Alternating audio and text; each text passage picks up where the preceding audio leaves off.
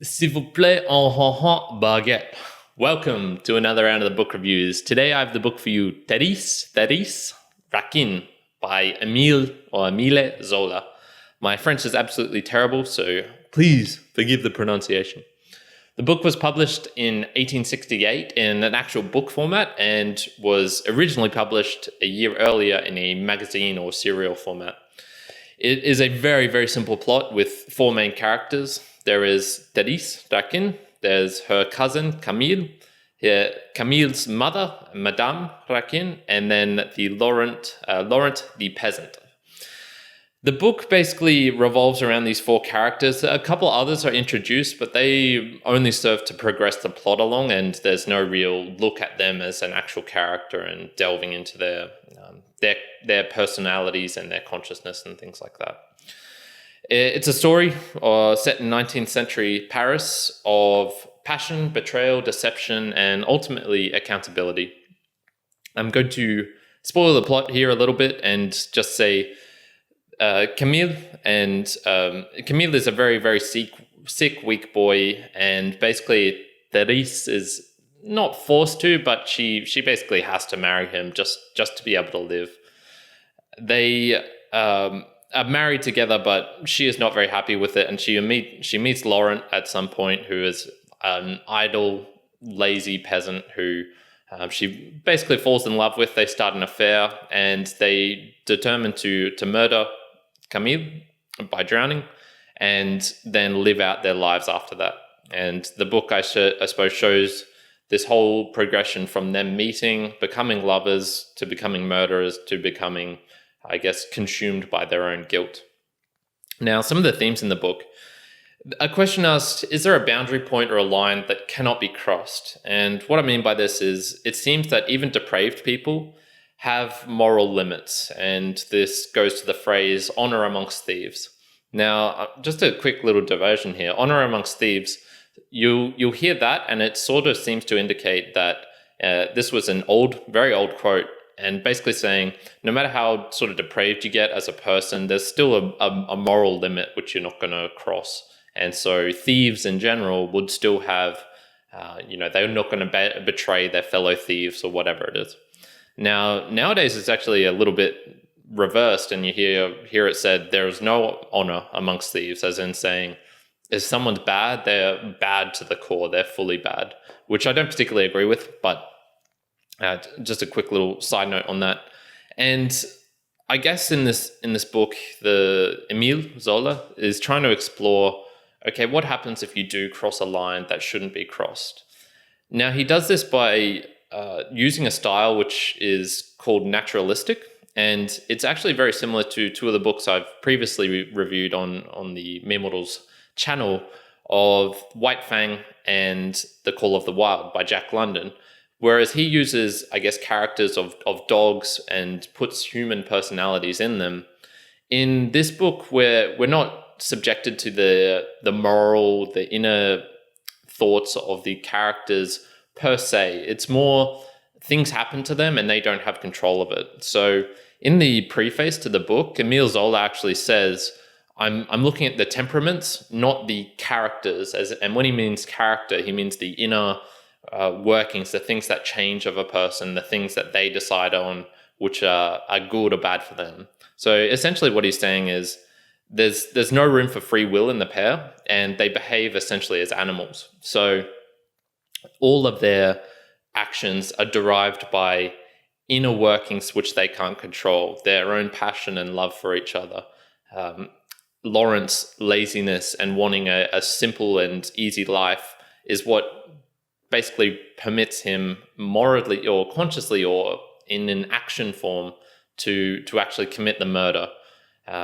For Thérèse, it's to be able to be with her lover, to engage in the carnal pleasures of the flesh.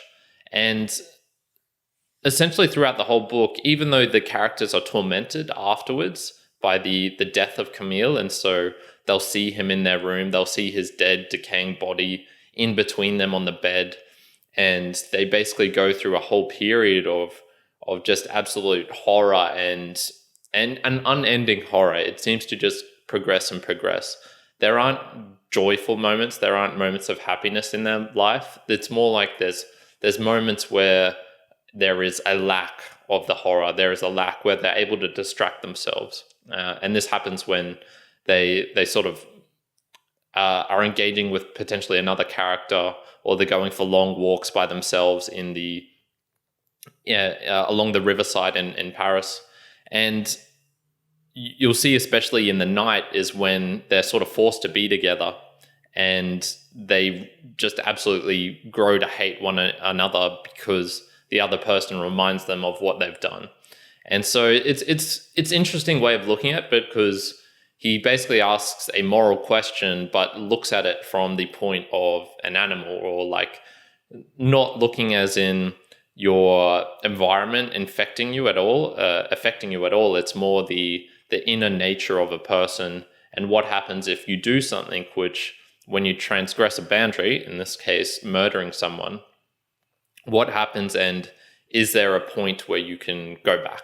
So those two sort of tie in together. One of the things that I actually personally came up with, and it's not super addressed in the book, is living a life not worth living, and basically asking, is suicide acceptable? And for me personally, I don't have any moral qualms for someone who's in such a bad state, who is in such a bad place as these two characters appear to be, where suicide is actually a preferable option. It's sort of like moving on to the next life, taking yourself out of this physical world as we are now, and eliminating your consciousness is a better prospect than continuing to live in such pain, in such horror, in such whatever, add your adjective of whatever. Now, this needs to be also balanced with the question of how many lives ending in suicide could actually be converted into something productive and meaningful.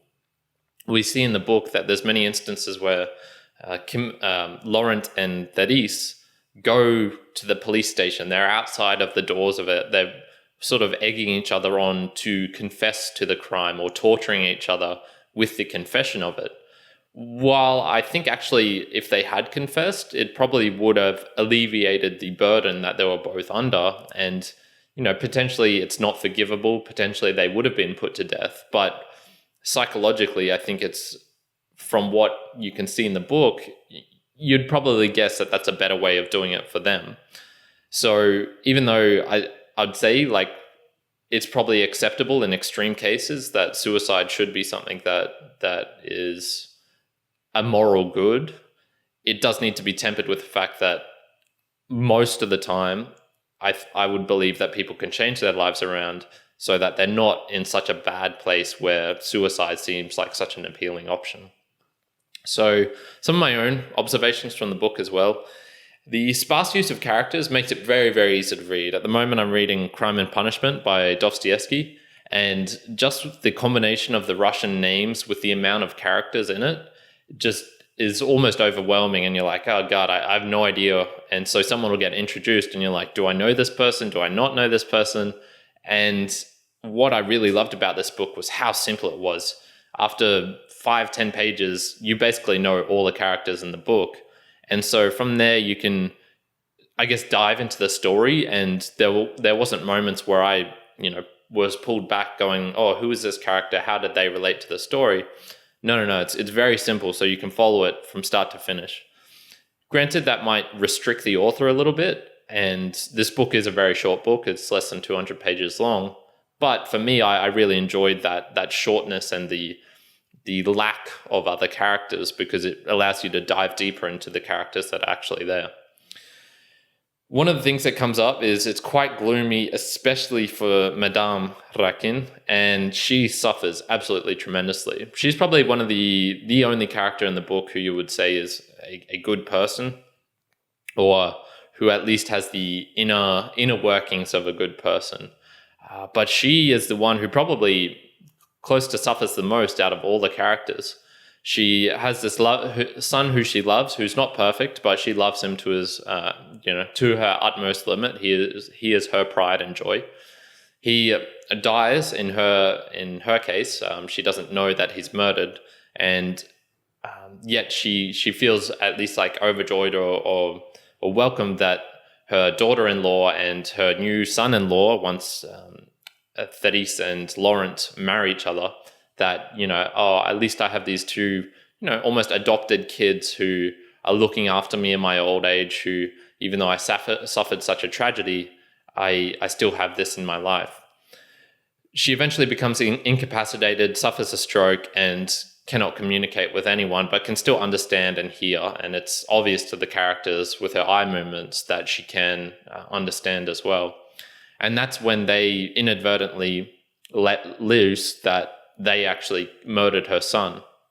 And so then she's just in this horrible, horrible situation where every day she has to relive not only living with the murderers of her cherished child, but watch them as they go into excruciating detail and accusing each other of the crime, of their own consciousness, of their own, descent into depravity of the guilt that is eating them from the inside.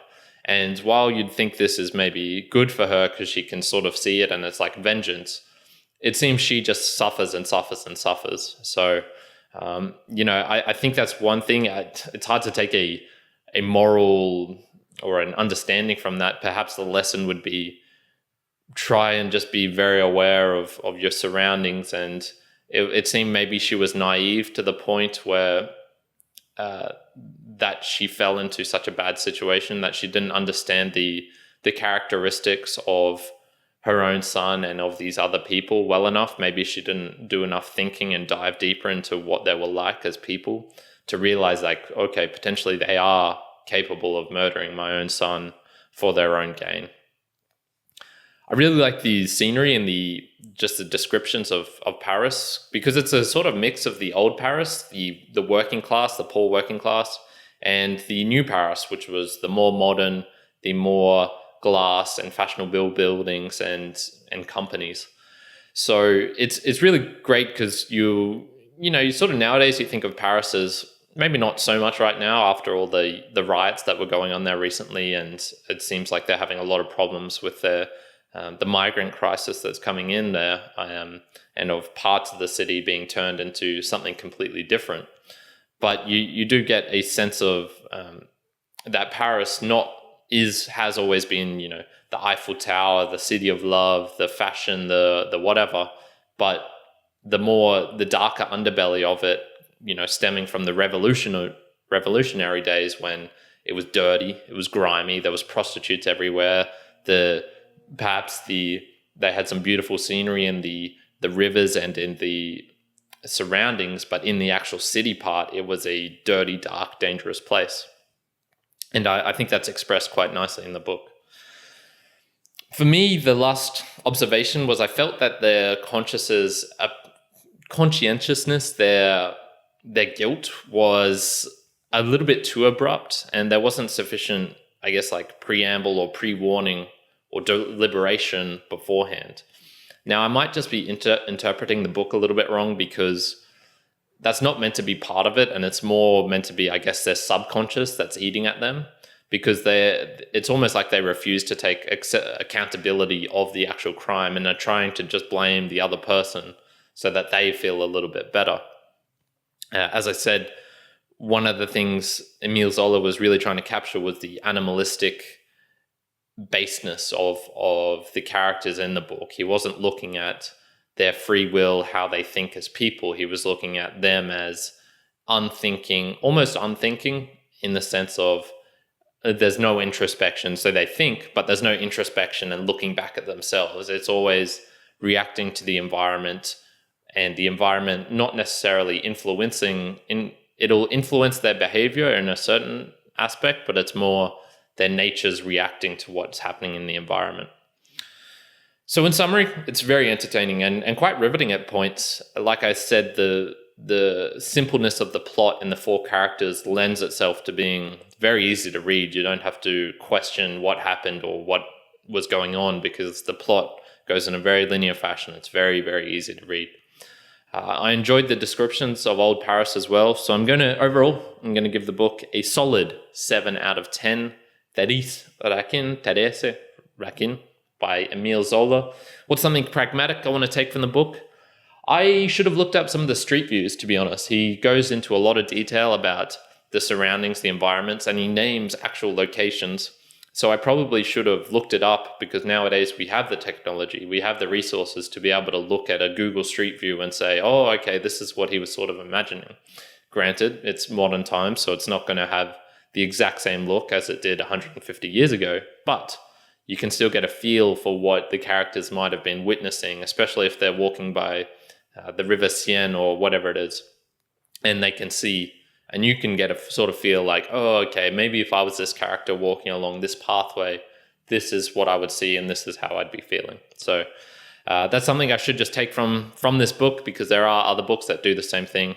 And yeah, that's it for today. I hope you enjoyed. Any other books you want me to read? Was my interpretations wrong? Am I spouting bullshit? I hope not, but potentially. So leave me a review if you would be so kind to. And that's it. Peace.